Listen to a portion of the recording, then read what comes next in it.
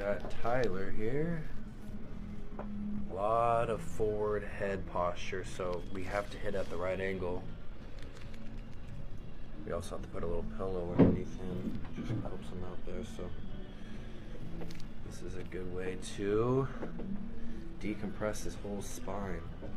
How's that feeling right there? Good. Yeah. So the only way to do it is you got to stand up here. Okay, just relax, man. Just keep it going. Wow. Whoa. That was actually huge. Wow. Oh my. That was good. That was so good. That was really good. The Velcro came off on that one too. Yeah. It gave me a little more force on that one. That was so good. Yeah, that was really good.